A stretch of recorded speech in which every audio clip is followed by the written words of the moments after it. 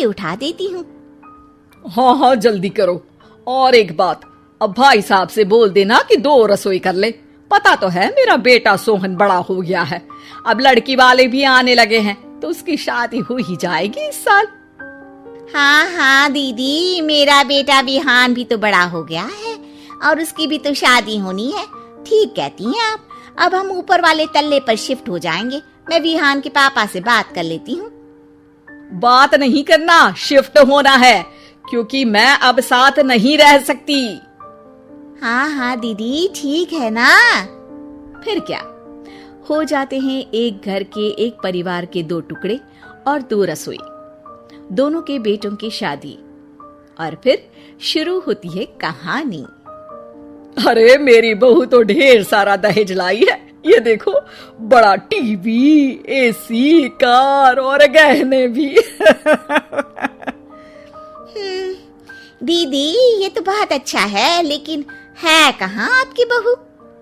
अब वो सो रही है, थोड़ी रिजर्व टाइप की है ना, अपने ही कमरे में रहती है और ज्यादा बात भी नहीं करती। तभी रमा की बहू की आवाज आती है। माँ कहाँ है आप? जल्दी आइए, नाश्ता ठंडा हो रहा है और मुझे भी भूख लग रही है। आ रही हूँ बेटा, रुक।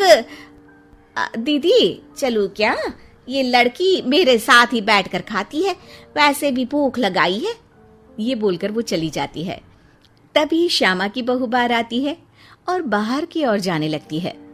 अरे बहू, कहीं जा रही हो क्या? क्या है माँ जी, बिना बात के ठोका मत करो। जा रही हूँ मैं। वैसे भी मेरे पापा ने कार घर में रखने को तो नहीं दी है ना। अरे नहीं नहीं बेटा, बिल्कुल बिल्कुल, घूमो घूमो। मैं तो कहती हूँ मुझे भी साथ लेकर जाया करो, साथ ही घुमा करेंगे। अरे नहीं नहीं, मैं आपके साथ बिल्कुल भी कंफर्टेबल नहीं हूँ। वैसे भी मैं शॉपिंग में जा रही हूँ, कहाँ आपको टांगती फिरूंगी। ये बोलकर श्यामा की बहू निकल जाती है। तभी उसके कान में ऊपर वाले तल्ले से हंसने की आवाज आती है। और ये कौन इतनी जोर जोर से हंस रहा है? ऊपर जाती है, जहां वो देखती है कि रमा और उसकी बहू साथ बैठकर बातें कर रही होती हैं। फिर तो मम्मी जी इतना मजा आया कि मैं क्या बताऊं। हाँ हाँ बहू, सुनने में ही हंसी नहीं रुक रही। तू तो वहां मौजूद थी। तभी दोनों की नजर श्यामा पर पड़ती है। अरे ताई जी आइए ना, आइए। वो उनके पैर छूती है और फिर चाय बनाकर लाती है। श्यामा अकड़कर कहती है, अरे नहीं नहीं, मैं चाय वाय नहीं पीती, बस हंसने की आवाज आ रही थी तो सोचा बता दूं कि टीवी की आवाज धीमी कर लो। अरे टीवी, वो देखो दीदी धूल खा रहा है, वक्त ही नहीं मिलता देखने का। बहू के साथ वक्त कैसे बीत जाता है, इसकी बातें और किस्से कहानी किसी सीरियल से कम नहीं होते। श्यामा को खुशहाल रमा को देखकर जलन होती है। हाँ हाँ, मैं तो तंग आ जाती हूँ इतनी सारी बातें करके, मुझे तो सुकून पसंद है। ये कहकर श्यामा चली जाती है। अगले दिन रमा अपनी बहू के साथ घर से जा रही होती है कि तभी दरवाजे में श्यामा उन्हें टोकती है। अरे कहाँ जा रही हो दोनों? अरे देखिए ना दीदी, इसे शॉपिंग करने जाना था। मैंने कहा अकेली चली जा, तो कहने लगी मम्मी जी आप घर में अकेले बोर हो जाओगे ना, आप भी चलो हमारे साथ। अरे अब इस उम्र में तू कहाँ घूमेगी? अब देखते हैं दीदी, जहाँ ये लड़की घुमा दे। अब मेरी बहू भी कल गई थी कार चलाकर। हाँ। तभी रमा की बहू कहती है, ताई जी मुझे तो कार चलानी नहीं आती, लेकिन हाँ इस सुहाने मौसम में मम्मी जी को स्कूटी की सैर करा देती हूँ। श्यामा का मुंह बंद हो जाता है। वो अपने कमरे में चली जाती है, जहाँ उसकी बहू बैठकर अकेली टीवी देख रही होती है। बहू तू भी कुछ बातें किया करना, मैं अकेले अकेले बोर हो जाती हूँ।